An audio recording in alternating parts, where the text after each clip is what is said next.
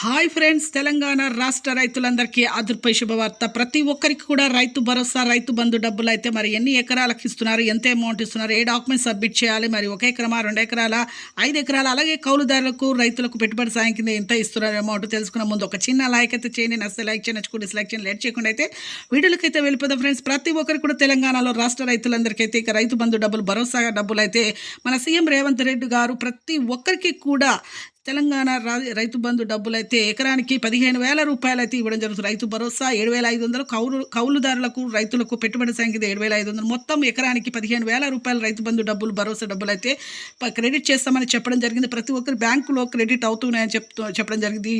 ఈ జనవరి సంక్రాంతి పడవ ప్రతి ఒక్కరికి అది ఈ క్షణం నుంచే పడడం జరుగుతుంది. అలాగే డాక్యుమెంట్స్ అయితే పట్టా పాస్బుక్ జిరాక్స్, భూమి పట్టా పాస్ జిరాక్స్, బ్యాంకు పాస్బుక్ రన్నింగ్లో ఉండాలి. అలాగే ఆధార్ కార్డ్ జిరాక్స్, ఈకేవైసీ అయితే ఖచ్చితంగా అయితే చేసుకోవాలండి. ప్రతి ఒక్క phone number, Aadhaar card link చేసుకుని, Aadhaar card phone number link చేసుకోండి.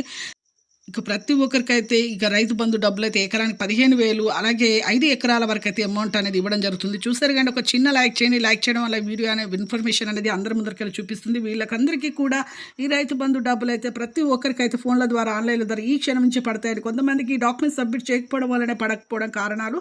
ప్రతి ఒక్కరి bank passbook, Aadhaar card xerox, భూమి పాస్బుక్ జిరాక్స్, అలాగే ప్రతి ఒక్కరికి కూడా ఈ అమౌంట్ అనేది పడడానికి 3 అయితే ఉండాలండి. పట్టా passbook xerox, Aadhaar card xerox, అలాగే బ్యాంక్ రన్నింగ్లో ఉన్న పాస్బుక్ జిరాక్స్, ఈకేవైసీ చేసుకోవాలి. ఒక చిన్న లైక్ జనవరిలో సంక్రాంతి పడే వరకు 2వ వారంలో ప్రతి ఒక్కరికైతే ఖచ్చితంగా అయితే పడతాయండి. Thanks for watching.